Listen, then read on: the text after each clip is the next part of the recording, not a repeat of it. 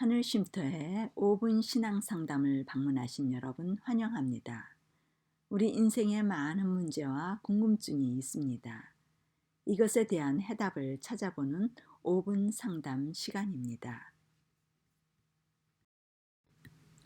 11번째 5분 상담 질문입니다. 중풍을 맞아 병든 나를 돌보다 부인이 도망을 가고 그 다음 두 아이들이 도망을 갔습니다. 자살을 시도했지만 실패했습니다. 하나님의 사랑이 어디 있나요? 가정은 우리 행복의 가장 중요한 곳입니다. 이 공간은 사랑으로 맺어진 최소한의 공동체입니다. 사랑은 생명을 귀히 여기며 보호해주고 책임을 지고 신뢰하고 주고받는 즐거움을 누리며 생명을 잘 보존하는 일을 하므로 부부와 자녀의 관계 속에서의 사랑이 행복을 주는 가장 중요한 기초 요소가 됩니다. 그러나 죄는 제일 먼저 행복을 가져다주는 사랑의 관계를 파괴했습니다. 에덴에서 자신의 일부가 되는 사랑하는 하와에게 자신의 뼈 중에 뼈요 살 중에 살이라고 외치던 아담이 갑자기 하와를 하나님이 주신 저 여자로 바뀌어진 이기심의 사상입니다. 오늘날 가정이 깨지고 모든 관계가 깨어진 원인이 되는 것입니다.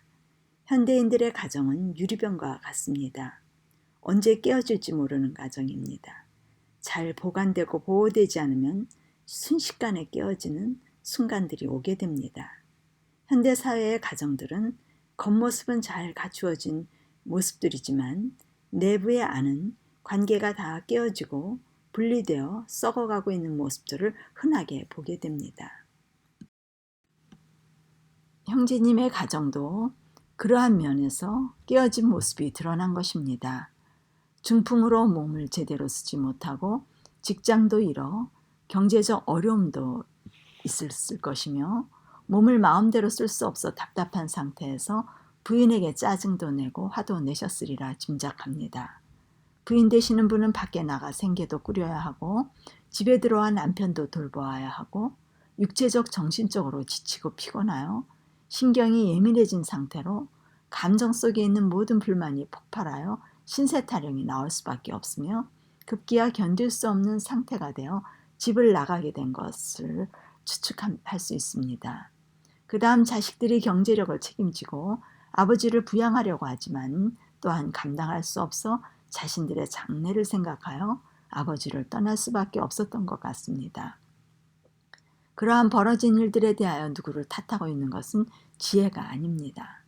인생은 잘잘못을 가려서 해결되어지는 일이 아닙니다. 각자의 입장에서 최선을 선택한 결과입니다. 현실을 있는 그대로 받아들여 지금의 상태에서 앞으로 나아갈 지혜를 찾아야 합니다. 사랑하는 가족들이 옆에 있어도 우리 모두는 죄인으로 이기심을 가지고 있습니다.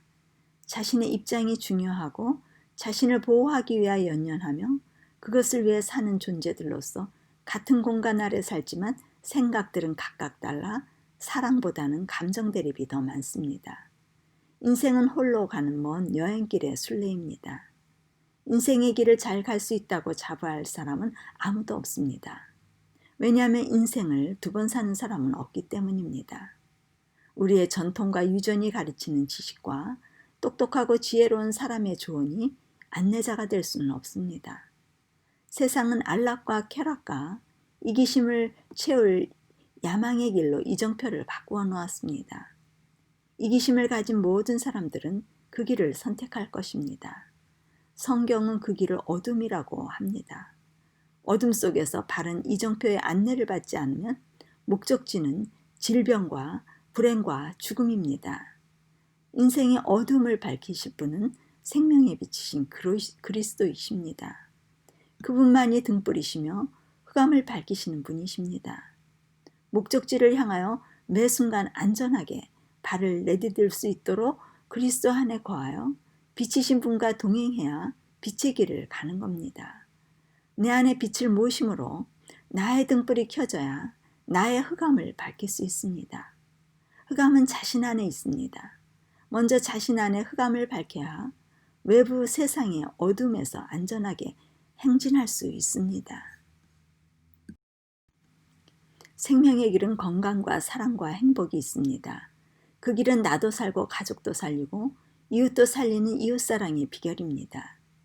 형제님은 지금까지 인생의 목적점을 모르고 사시다 병들고 가족을 모두 잃게 된 것입니다.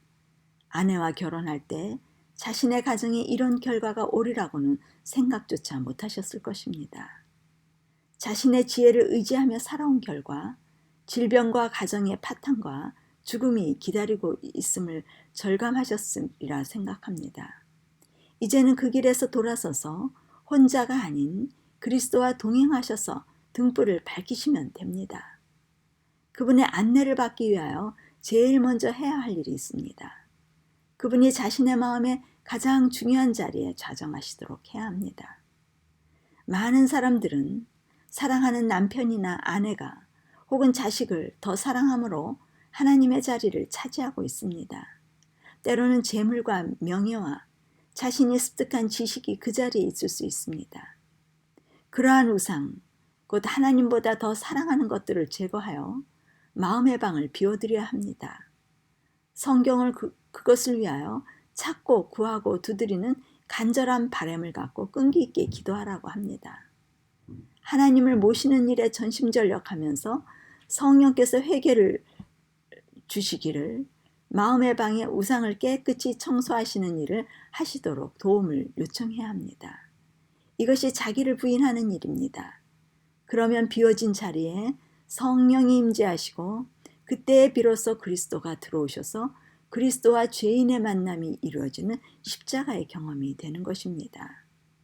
그때부터 형제님의 마음은 생명의 빛을 얻어 예수님의 마음으로 그분을 쫓아갈 수 있습니다. 자기를 부인하고 나를 쫓으라고 하신 말씀이 이루어지는 것입니다. 자신의 흑암이 밝혀지는 것입니다. 어두운 마음에 사랑이 오는 것입니다. 모든 사람이 불쌍한 죄인임을 알게 될 것이며 모두에게 차별 없이 사랑을 주게 되며 그들의 실수와 과오와 잘못을 용서해 주시게 될 겁니다. 그 속에 형제님의 부인과 자녀들이 포함될 것입니다. 사랑을 주어도 부족함 없이 솟아 흘러 넘치게 되므로 마음의 천국이 이루어집니다. 하나님께서는 절대로 비워지지 않거나 초청하지 않는 마음의 방을 함부로 들어가 자정하시지 않는 매너 있으신 신사이심을 기억하시기 바랍니다.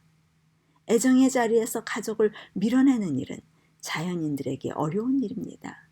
그러나 이미 가족들에게 실망을 경험하신 형제님은 다른 사람들보다 쉽게 가족을 마음의 방에서 밀어내실 수 있는 유리한 조건이 되심에 감사드리시기 바랍니다.